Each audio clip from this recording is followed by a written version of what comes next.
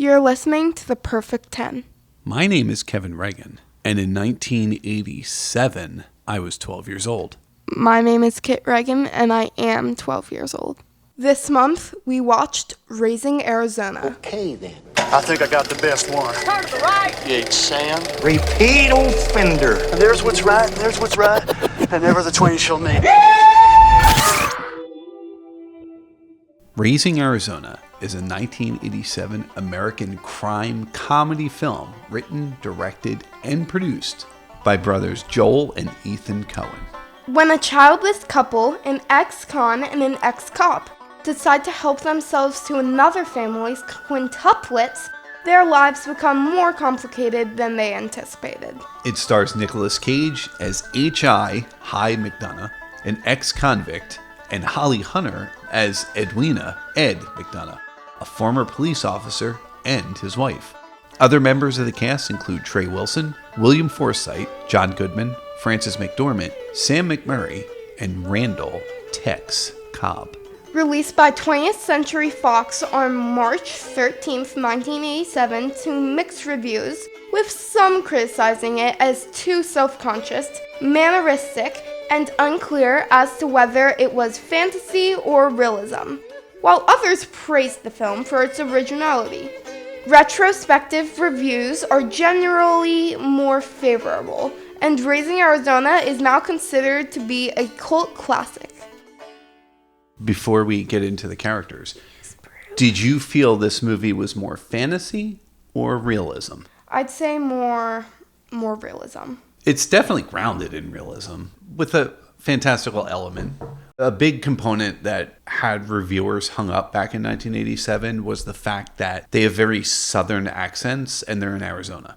You tell him I said so, H.I. McDonough.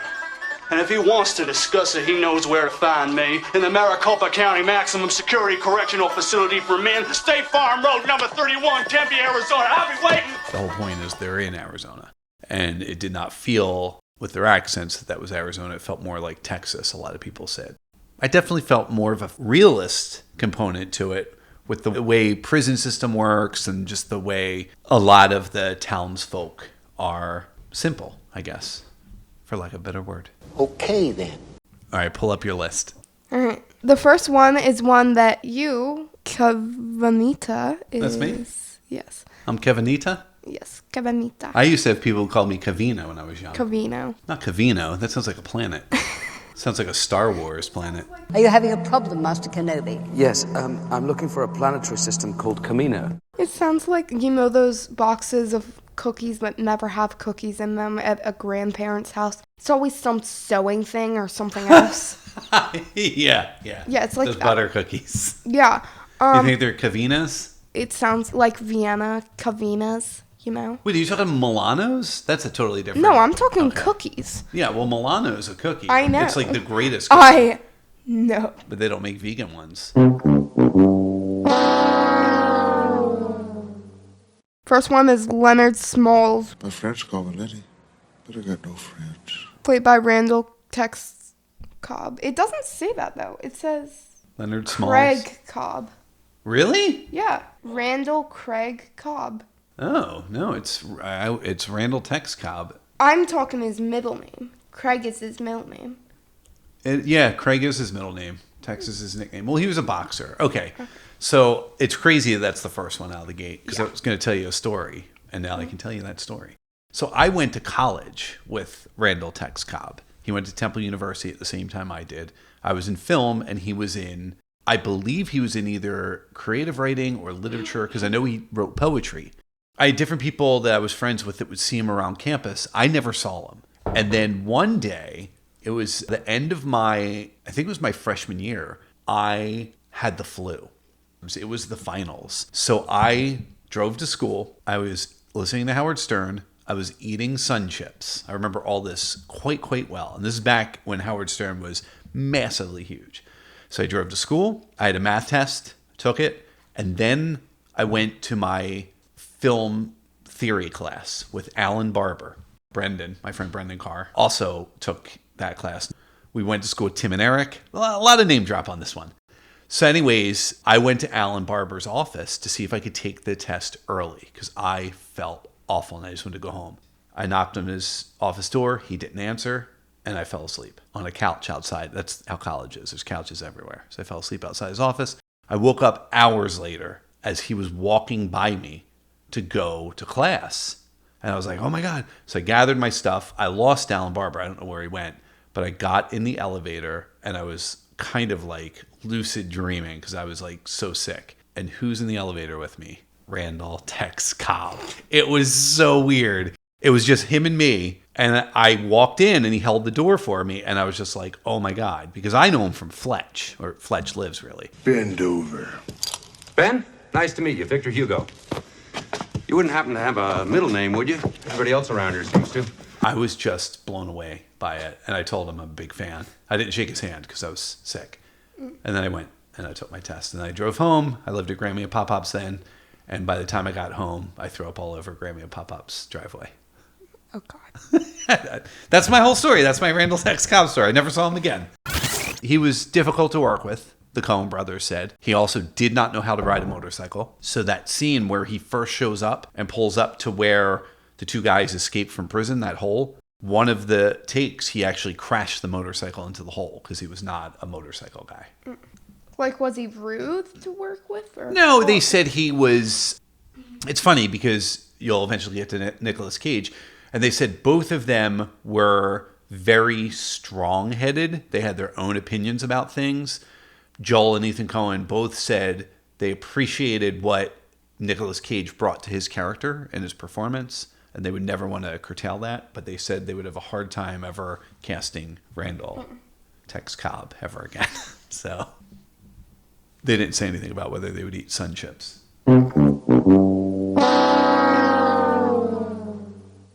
Next person on the list is Hi McDonough. McDonough.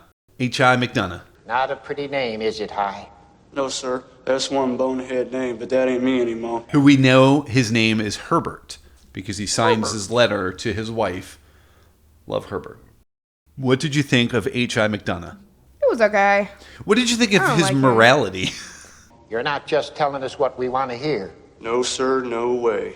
Because we just want to hear the truth. Well, then I guess I am telling you what you want to hear. Boy, didn't we just tell you not to do that? Yes, sir. Okay, then.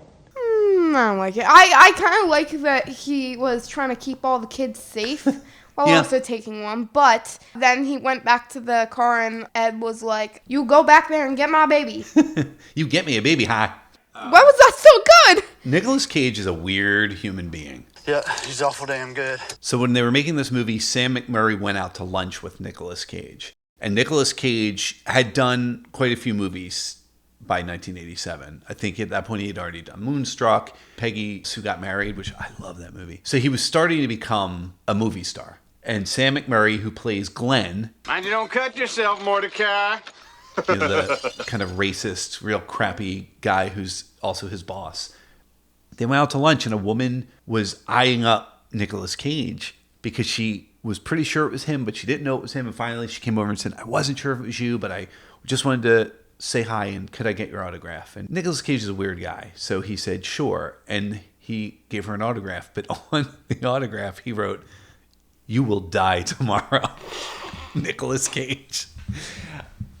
That's how Nicolas Cage is. He's a weirdo. Like, he is just an absolute weirdo. He plays his character so incredibly well. And other people were considered, like Kevin Costner. I couldn't imagine anyone playing this role except Nicolas Cage. This is one of those roles that will always ground him weirdly for me, no matter what he does in life. He can marry Elvis's daughter. Murder someone. Well, murder someone's a little extreme, but... You said anything. Yeah, he's done some weird things in his time, but maybe not murder. Next person on the list is Nathan, Arizona. And if you can find lower prices anywhere, my name ain't Nathan, Arizona. Holly Hunter is not the next person? Ed? Okay, that's weird. You didn't like him? Well, I don't know. He just... Personally, if someone stole one of my children, I would be horrified. I would be like... I know, he's kind freaking out, and he's just like... But don't worry, our furniture is amazing. So come on down to Unpainted Arizona. Like, shush! Your child is missing and you care about furniture.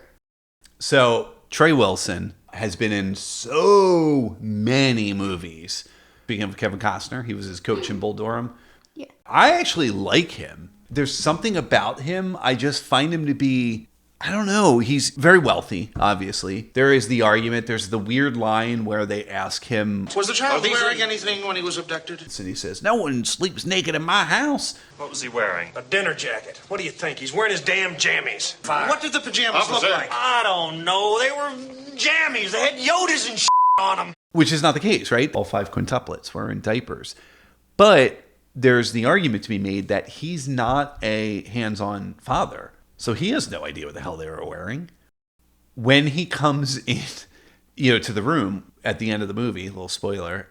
Spoilers. H.I. and Ed are there returning the baby. He has a gun. And when he goes over to check on Nathan, he puts the gun down in next the crib. to the baby. I just love that. It's so funny. You never see him pick it back up, but he has it when he leaves. So he doesn't leave it with the kid or with the killers. But it is bizarre that he basically tells them they should stay together and then leaves his kid there with the kidnappers, that they could be like, we should stay together and take this kid with us. Yeah, like, go out the same way you can, man. That's right. Climb out the window. Next person on the list is Edwina McDonough. Turn to the right. This part was written for Holly Hunter. Holly Hunter, she'll show up again in Oh Brother, Where Art Thou? Vernon here's got a job. Vernon's got prospects. He's bona fide. What are you? She is a friend of the Coen brothers. In fact, Frances McDormand, who is married to Joel Coen, was college roommates with Holly Hunter. So Joel and Ethan both knew Holly Hunter for years and years. She was like a close personal friend of the Coens. She's an amazing actor. This is one of those roles that stands out, but I think like her role of roles. Well, there's Helen Parr. She's Helen Parr in The Incredibles. But we're dead! Stop it! We are not gonna die. Now both of you will get a grip, or so help me, I will ground you for a month. Understand? So there's a different Ed in that one. That's Edna. No kicks. But again, speaking of Kevin Costner, Field of Dreams. So everybody in this movie has a connection in some weird way, I guess, to Kevin Costner and possibly baseball. Oh, okay. That's nice. Next on the list is Nathan Arizona Jr., played by TJ Coen. He's fine, he is. I think it's Nathan Jr. You said there was 15? So there were 15 babies that One was fired because it got too big. Well, he started to walk. Yeah. Did I tell you what his mom did No. to try and keep him from walking? Put stuff in his diaper? I don't know. No, very close. She took his shoes and she switched them so that he had a hard time standing up, but he got fired because they didn't want babies getting up and walking. They're supposed to be little babies. So, I mean, they're supposed to be almost newborns. They just had those babies. So TJ Coen Jr., well, I guess he's not Jr., but he plays Nathan Jr., left show business and is now a real estate agent in Phoenix, Arizona. Here's the crazy thing. I found him today. Not just found him, I found his phone number because he is an active agent and I was going to call him. But then I was like, what would I say to him? And what would I ask him? Because he was one. Like, he's not going to have any recollection of that. He may have pictures and stories that have been told to him. But his whole story does not come from a show business family. His father was on his lunch break and saw an ad that they were looking for kids. So he thought, oh, that would be fun. So he took his son out, went down to where they were casting. They cast him as Nathan Jr., and that was it. And that was his only role. It was not a thing he was looking to become an actor in any way, and never really looked back. So, but I thought that was awesome. But he, I'm not going to give his phone number out. I'm not going to dox the guy on our podcast. But he's out there, and you can buy real estate from him in the lovely land of Phoenix. Hold on. What's his father's name? Are you looking up, Nathan? Is his father's name Theodore James Coen? Maybe. Are you on the white pages? You just made a face. I gotta tell this story because I love it. That Kid is obsessed with the white pages because that is her go-to. I think you're going to have a detective story when we get to Watch, Replay, Listen. But that's your go-to on doing detective work is you go to the white pages. All you need is to type in an adult's first and last name that owns the residence. That's my favorite Try part. white pages for free, but you do have to pay. If they have multiple phone numbers, which they usually do. Emails, all that. It does give you one phone number, one email, and the address. Especially if it's the first result. So say the person you want, that's the first result. So you scroll down to the bottom and it'll give a more about this person and it'll tell you things like their phone number, their address. It tells you a lot of stuff. You're into detective stuff. Also, if you have we watched the Coen Brother movie that doesn't have detectives in it. If it's okay. What was I gonna say? I forget. I'll say it later, maybe. I think white pages should pay for an ad on this podcast because nobody talks about the white pages anymore except for Kit, and she talks about it a lot. But if you're ever hanging out at a party and Kit asks what your last name is, just know she is going to find your address and tell you what your address is. Next on the list is Gail Snoats. Okay, I thought we'd get to him. John Goodman. Yeah. Everybody freeze. Everybody down on the ground. Who is also Sully from Monsters, Inc. Hey, can I borrow your odorant? Yeah, I got smelly garbage or old dumpster. You got low tide? No. How about wet dog? Yep, stink it up. So now we also have a Disney connection. So we have Ellen Parr, and now we have Sully. Hold on. I just wanted to double check and see if John Goodman and Kevin Costner ever did a movie together. They have not. What did you think of Gail? Gail, You don't like him? Yeah. The one looks like Andre the Giant, and the other looks like the one guy from The Rookie who got his leg amputated. Finn? Yes. I think they look like Fred Flintstone and Barney Rubble, and then John Goodman would go on to play Fred Flintstone. William Forsythe would not play Barney Rubble. That was Rick Moranis. But I love John Goodman. He is in a lot of Coen Brother movies, so I hope you continue to watch them because I think you will like them. He's in Oh Brother, Where Art Thou? He's in Big Lebowski, which is just, in my opinion, it's one of the best movies ever made. So I found the address. For John Goodman? No. I know he lived in New Orleans for a long time. Ooh. Are you looking him up? Yeah, what's his name? John Goodman. All right. You're not going to find his address. He's a Hollywood man. Is it John or Yep. J? Okay. Is it Goodman? Yeah. Okay. He's a good man. All right, and you said where he lives? I honestly have no idea. He used to live, I don't know if he lived there like a permanent residence, but he had a place in New Orleans. He may still. He was in a show called Trey. He was in the first season only. Very impactful role. Awesome story arc. Ooh, he lives how recent? Are you using the white pages for this? It only tells me since 1952 to 1975, he lived in Missouri, then New Orleans, then New York, now the Pacific Palisades. Yeah, so that's California. Next on the list is the other twin. William Forsythe? Yeah. Yeah, he plays Evel. Yeah. Y'all hear that? We're using code names. What did you think of him? Okay, he was the more reasonable of the two. I was thinking, or other.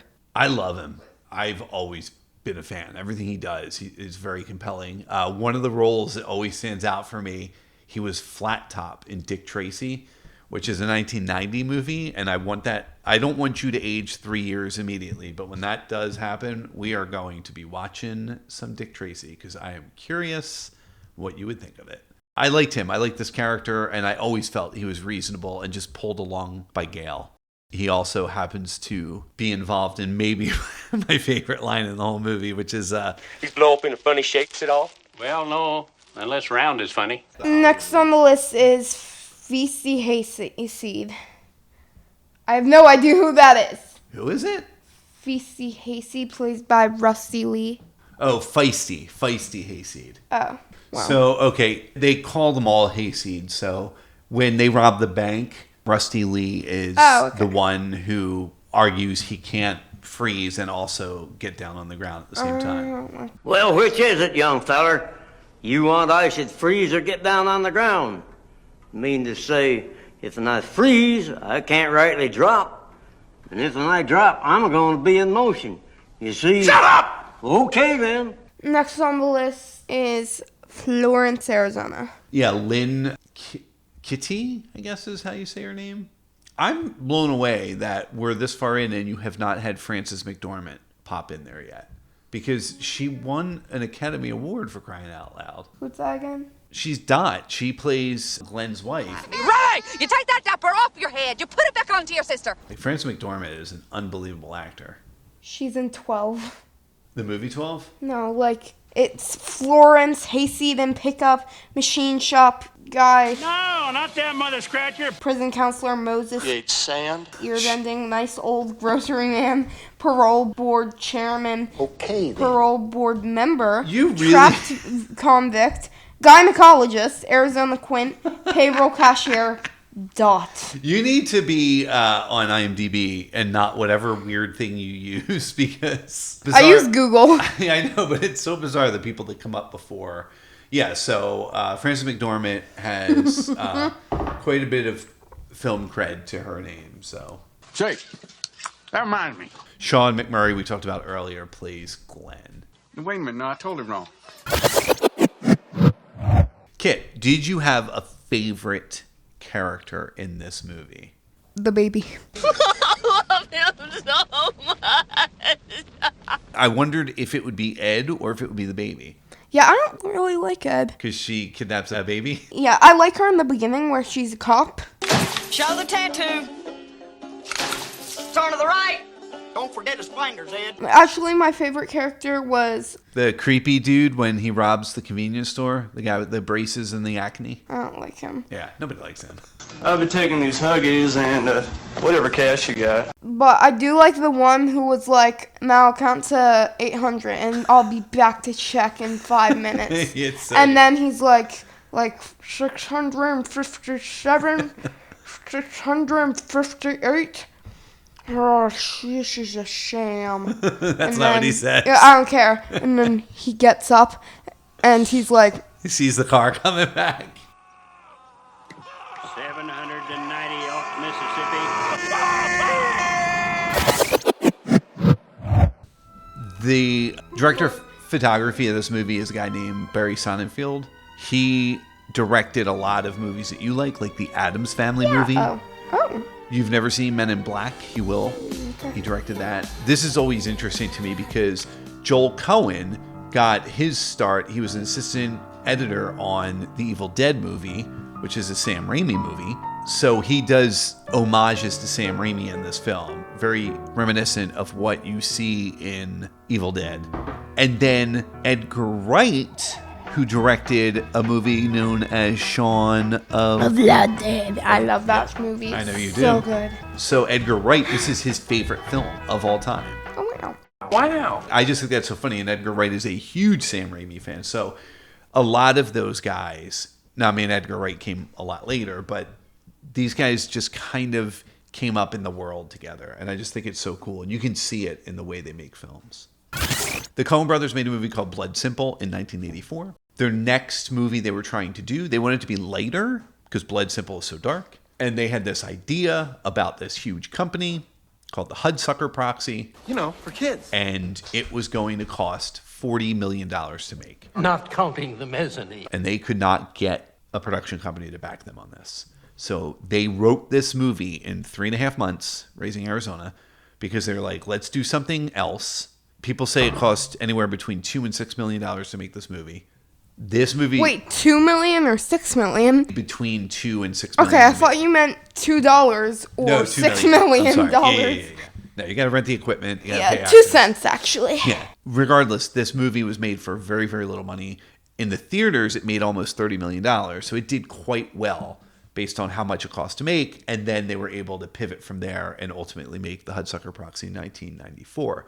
But because they had already established they were doing the Hudsucker Proxy, they wanted to do something with it, the name of the company that H.I. McDonough works for is Hudsucker Industries. So his uniform says Hudsucker Industries on it, which I think is really cool. Leonard Smalls is believed to be a reference to Lenny, at least by name, from Of Mice and Men, which is a book that you will inevitably read one day. Or a movie, we'll see, I guess. But the whole concept of Leonard Smalls, Randall Tex Cobb's character, is a bad guy that H.I. McDonough would have conceived of, not a bad guy the Coen brothers would have conceived of. So when they created this character, it wasn't like, let's create a bad guy. It was like, well, let's create a bad guy that our weirdo lead character would create in his own mind. And that's why Leonard Smalls is such a bizarre character. He's such the word hog from hell. Wow. Do you remember the scene where Evel and Gail are driving the car after the bank heist and they don't know where the baby is because they left him on the roof? Yeah. And then they drive and get him and they almost hit him with the car? Yeah. How do you think they did that? Because that car came damn close to hitting that baby. I don't know. They did it in reverse. That's awesome. Yeah, they went backwards and then they played it so that it looks Yeah, like... so they drive the car there, place the baby, Yep. record. Floor it backwards, and then when they run the film, they run it backwards. Wow, that's cool. Wow. This will mean nothing to you, but it meant something to me. There is the scene where Nathan Arizona, who I always want to call Nathan Detroit, different guy. Why, it's good old reliable Nathan Detroit. The scene where Nathan Arizona is ranting at the police. They take his fingerprints. He gets his fingerprints all over everything. And he asks the cops if they have any leads. Are you boys going to chase down your leads, or are you going to sit around drinking coffee in the one house in the state where I know my boy ain't at? There is one cop who is in the room that will show up again in another Coen Brothers movie called The Big Lebowski. When the dude has his car stolen, he asks the cops if they have any leads. And it's the same cop. And he laughs at him and says, "Leads." Are you going to find these guys? Or, you got any promising leads or... Leads. This movie is on Spike Lee's list of 87 essential films every aspiring director should watch. How many of the previous 28 movies that you and I have reviewed on The Perfect 10 do you think are on Spike Lee's list? Spike Lee is an amazing filmmaker in his own right. He also was a teacher at NYU, and he had compiled a list of 87 essential films that every aspiring director should watch. This movie is on that list. I'm going to say 9. If you say 9, you are incorrect. If you say none, which sounds like 9, you are absolutely correct. This is the only film that we have watched. 1. I was closer. 1 now, yeah. Do you think this is on the 1001 Movies You Must See Before You Die, edited by Steven Schneider? Yeah. It is. This is on that list, so there we have it. It has a 7.3 out of 10 on IMDb. It has a 91% on the tomato meter on Rotten Tomatoes and an 85% on the popcorn meter. And Common Sense Media says it's a hysterically twisted tale that has profanity and violence and is best for people what age and older? 14. Very good. That's correct. If you want to write to us and tell us that you like what you hear or you don't like what you hear, you can email us at perfect10thepodcast@gmail.com. That's perfect10ten thepodcast@gmail.com. You can follow us on Facebook and Instagram at The Perfect 10 Podcast. That's The Perfect 10 Podcast. Listen, I set these emails and stuff up a long time ago. Yeah, you should huff. I made a mistake. So they're different. But whatever. Find us, don't find us. But listen and enjoy. All right, Kit. Hit it. Watch, read, play, listen. What are you watching? Can we not talk about Glee? Fine. We're still on it. It's like we're stuck on it. What have I watched? I've watched episode 8 of The Amazing Digital Circus. Did we not talk about that last time? No, I thought it we wasn't did. last month. Oh, you're right. You're right. We have tickets to see. Yeah, we have tickets to see episode 9 in the theater. Please, everyone, shower. Do not yell. No, that's one of the things that people are worried about. I heard. Please shower. Do not yell, scream, whatever. Don't shout out lines. Don't sing. Yeah, I've heard all that. Be respectful. I don't think our theater is going to be. I think you're talking about like New York, California, like big cities. I keep looking, and there are not that many seats sold in our theater. So. Yeah, guys. Yeah, get on that. I'm not telling you where we're seeing it, but speaking of theaters, we just saw a movie in the theater. Michael, it was so good. It was so good. I don't understand why there's some critique on the film. Like, I get any film, but I just think there was some things that didn't line up exactly, because there was a TikTok I saw of a guy who was a huge Michael Jackson fan. He would go to like 5 concerts and stuff. Yeah. But during the movie, he was on his phone and he wrote down a whole list. Like, I'm talking pages of things that were different. Yeah, you're telling a story. One of the movies I absolutely loved that is a biopic, but it's not set in reality, is Rocket Man, which is the Elton John story. I mean, he flies in it, but it's so good. It's so incredibly well done. And the Weird Al story is amazing, but it's almost based completely in fantasy.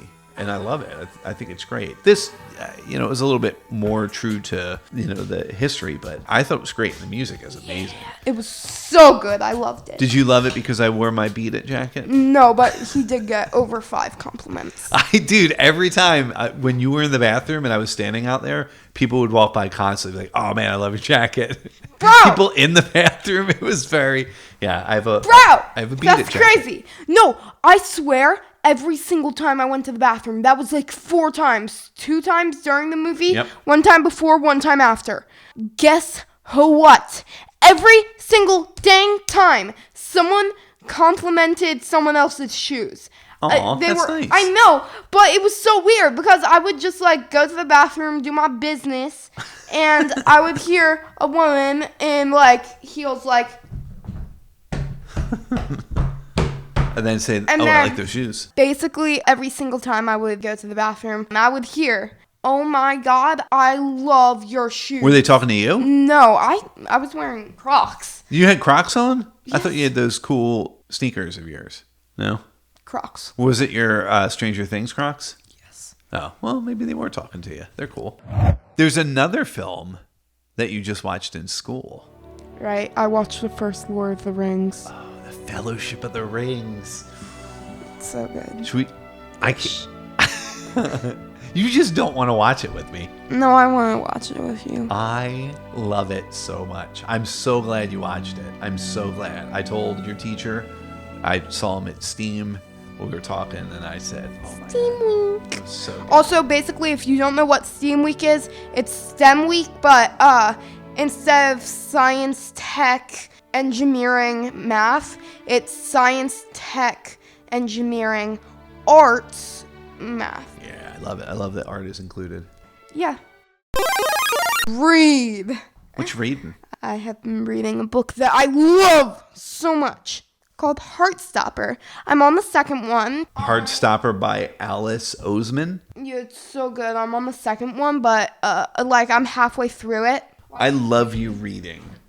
Yeah, like it's physical so good. books as Put it opposed down. to audiobooks, and just because it's great. I love you picking up a book. I'm stuck on my book. I'm almost done. I'll actually probably be done it tonight or tomorrow, but I've been reading the same book as last month. I absolutely love it. It's just very long. Well, life. But yeah, and every time I start to read, I'm turning into Grammy. I fall asleep. I've been playing a lot. I've been playing softball. We have a 3-game win streak. That's right. How many games have you played? 3. You're undefeated. It's not just a win streak. You got out for the first time ever in this 3rd game, which was awesome because you've gotten hits, walks, and they can't get you. I got struck out. Well, technically, I got 3 strikeouts because I got 2 drop thirds. Yep, I'll take it. What else you playing? What else did you put up in your yard? I put up a volleyball net made of 25-year-old plastic that's been sitting in a hot shed that actually deformed itself. Yeah. And I had to put it together because I wanted to play volleyball. Yeah, that was the deal. with You men. wanted to do it, so I said go ahead and do it. And Yeah. you absolutely, dude, I'm impressed because you're not kidding. I bought that volleyball net when Mommy and I moved into the house, so we've been here for 20 years this year. So it's been in a hot shed and cold shed, depending on what time of year, Yeah. Well, for 20 years. 20 years, then 20-year-old plastic instead of 25. But it sat on a shelf for 5 years, right? Yeah. No, 20. No. I mean a store, bro. Yeah, Oh, they it might definitely have. kept it for 5 years. It's possible. Yeah, I've been playing volleyball. I'm getting pretty good. Earlier today, I got 2 spikes in. Yeah, against me. Who else we gonna play with? The dog? Bring out Carson. He can pop it up. Set it. Dress to for success. What's it called? Dress to impress. Yes! Good job. But, yeah, I played the Cat's Eye update. It didn't work the first 2 times, but it worked on the 3rd time. I think I just needed a bigger group. It was Cat's Eye. I didn't know that's what it was. You had me wake you up so you could play it as soon as it came out. Besides from that, I have been playing Detective. Oh, so I thought you would do that for listen, and it was Listening for clues. I was going to say listen for a confession, but listening for clues is better. In the criminal justice system, the people are represented by 2 separate yet equally important groups: the police who investigate crime and the district attorneys who prosecute the offenders. These are their stories. Tell us your detective story. Okay, so. Hold on, let me just do this real fast.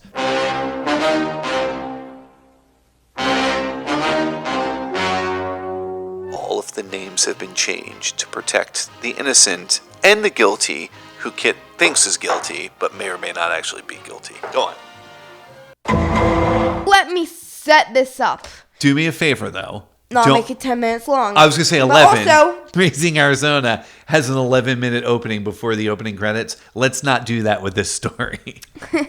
alright, it'll be 10. Let me set this up for you. You're in 6th grade, and it's a typical Tuesday. Pretty sunny out, bit chilly, bit windy, and you have just come back from your technology class. When you came back, you had gotten things from your locker. You had 4 things in hand: your backpack, your lunch bag, your hoodie, and your Meyer & Meyer silicone baby doll to scare people with. Yeah.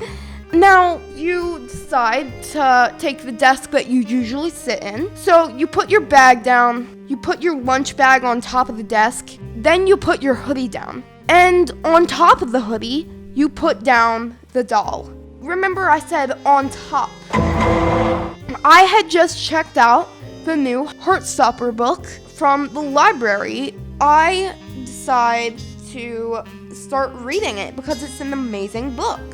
While I'm reading it, someone looks at me and gasps and was like, oh my gosh, whatever. They were like surprised because they lifted up my hoodie. I thought they didn't expect to see the baby doll.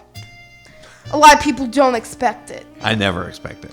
So the bell rings, I get up, and I start packing my things away. At this point, Kit switches voices, going from first person to second person. You take your hoodie, and under it, you're surprised to see that this baby doll that you have loved, love him so much. you have washed, you have loved this doll, and also tormented people with it. And it's missing its head. Now, I know where the head is. It was right next to the body. Its head is removed. It's not missing. It had Yeah. been removed. Yeah. Decapitated. Yeah. So I gasp and I'm really upset. First, I'm sad because I have loved this doll. I've cherished this doll. And I start to cry a little because I love this doll. Then I get mad.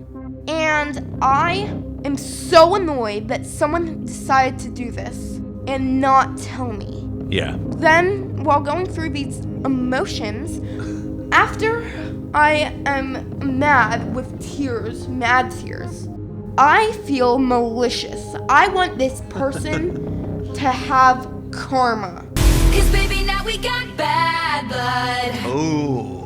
So I decide to do some detective work. Now, let me read you my notebook. I will not be reading That was all preamble? Yes. Who killed the baby? So, the suspects we have left are only the 6th grade. No 7th, no 8th, no teachers. I have gotten it down to only 6 suspects. You have 6 out suspects. Of 14. Okay. Not a big class, but So will you continue this? yes. Are you hoping to get a lineup?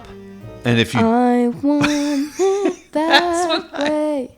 So, do you recognize any of these men? I was hiding in the bathroom stall, so I didn't see his face, but I heard him. He was singing along to the music at the bar. Do you remember what he was singing? I think it was that song, I Want It That Way. Backstreet Boys, I'm familiar. Okay. Number 1, could you please sing the opening to I Want It That Way? Really? Okay. You are my fire.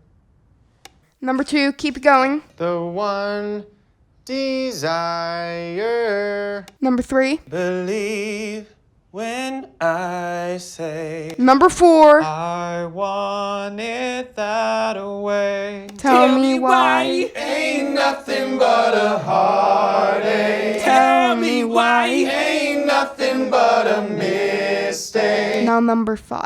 I never wanna hear you say. Whoa. I want it that way.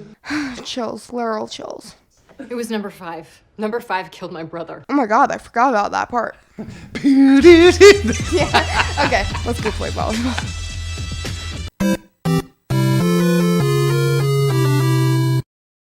What were your overall thoughts about Raising Arizona? It wasn't that good. There's God. only 2 female characters, and does it pass the Bechdel Test? Does it? Part 1? I'm gonna say so because of Ed talking to Dot. Yeah. And they were like talking together, they were talking about kids. They were talking about the baby. They were talking Yeah. about, they weren't talking about her relationship. Yeah. And they both have names. Yeah, it does pass the Bechdel But test. do I think it should?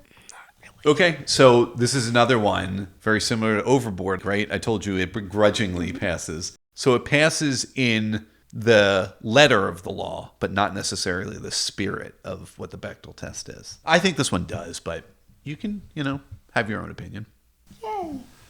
I love Raising Arizona, and I always said if I ever taught a film class, I would take this movie and I would use it because I think the sound bridge work that is done, just the sound editing that happens in this movie is mind-blowingly good. And the music, it just really sets the tone, and it's what the Coen Brothers do with a lot of their films.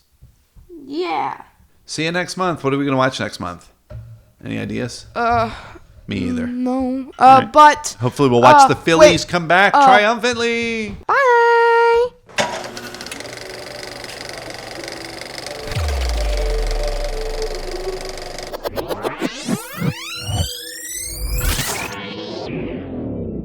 Have you learned anything, Hi? Yes, sir, you bet. You wouldn't lie to us, would you? No, ma'am, hope to say. Okay, then.